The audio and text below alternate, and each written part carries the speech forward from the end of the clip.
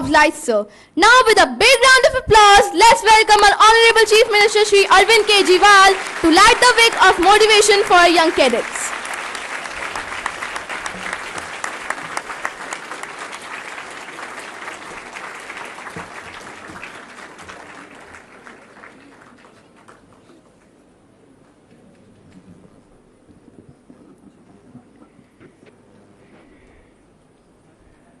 आदरणीय दिल्ली के deputy chief minister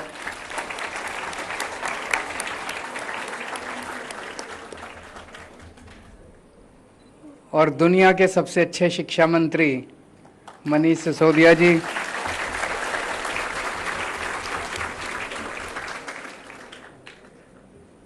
मेरे मंत्रीगण में मेरे कुलीग कैलाश गहलोत जी और नजफगढ़ के एमएलए कैलाश गहलोत जी,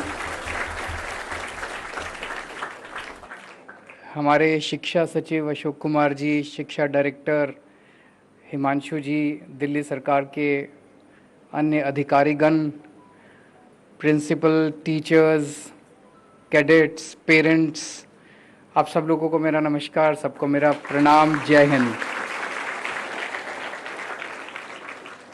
आज एक बहुत शानदार सपना पूरा हुआ लगता है।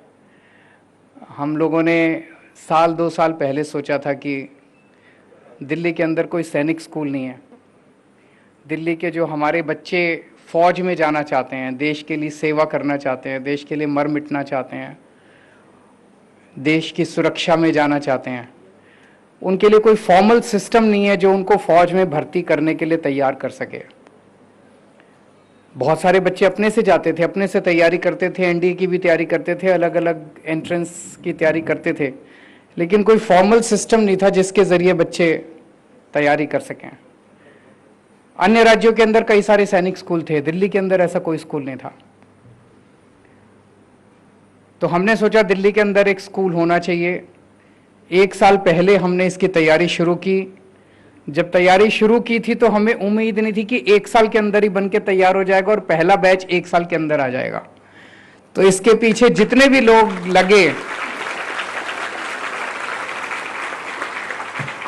बहुत लोगों ने इसके लिए मेहनत की, बहुत लोगों ने इसके लिए कोशिश की, उन सब लोगों को मैं तहे दिल से दिल्ली की ओर से और देश की ओर से बहुत बहुत बधाई देना चाहता हूं और शुक्रिया अदा करना चाहता हूं कि आज ये सपना सार्थक हुआ।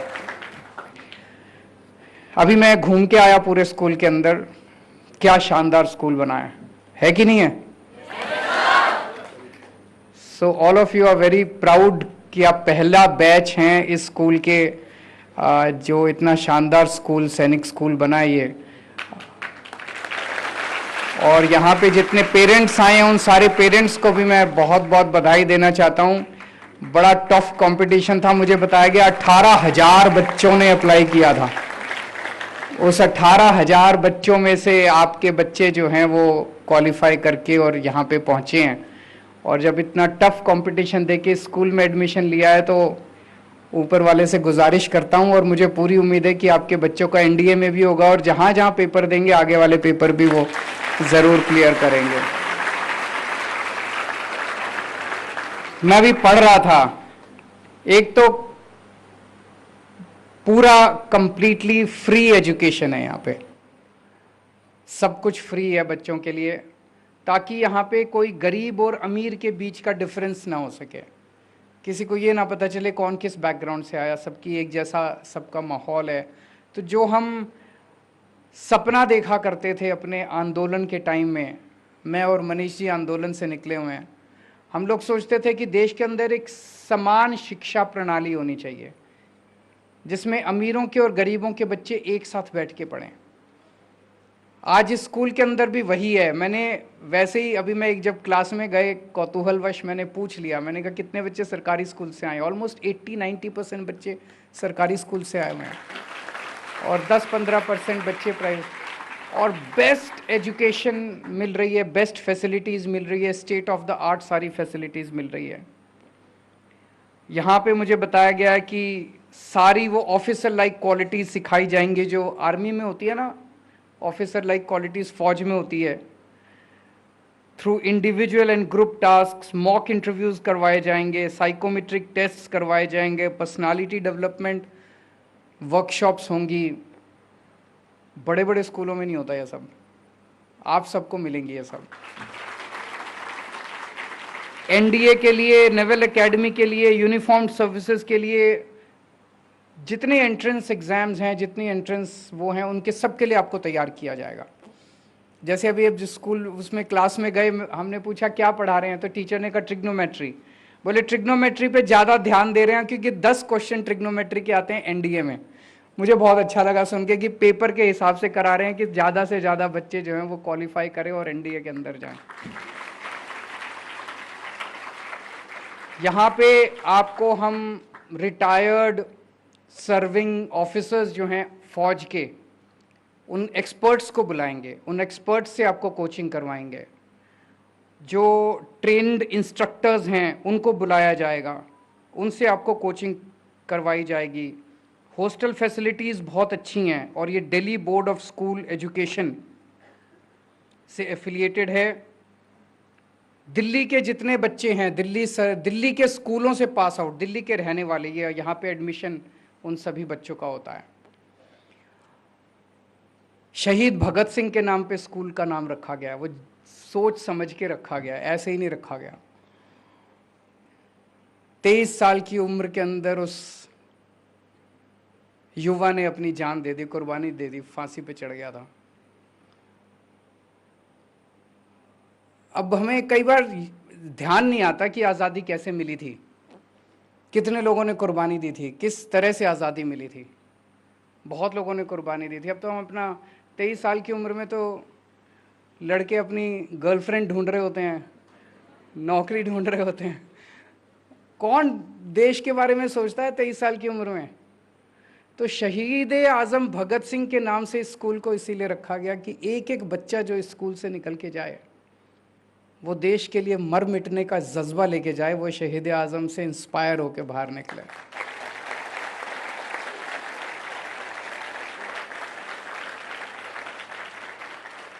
मुझे पूरी उम्मीद है कि आपके अंदर वो अलग अलग तरीके से, अलग अलग एक्सरसाइजेस से, अलग अलग इंस्पिरेशनल लेक्चर से वो जज्बा जरूर भरा जाएगा। लेकिन एक चीज़ हमेशा ध्यान रखना, आपको जो इतनी शानदार ये फैसिलिटीज़ मिल रही हैं, इसके अंदर इस देश के गरीब से गरीब आदमी का भी योगदान है। ये आपको सरकार के टैक्स से ये सारी सुविधाएं मिल रही है। और कई बार जब हम आपस में बात करते हैं ना, तो लगता है यार देश में 130 करोड़ लोगों में से 4 करोड़ लोग ही टैक्स देते हैं, 5 करोड़ लोग ही टैक्स। इस देश का गरीब से गरीब आदमी भी टैक्स देता है।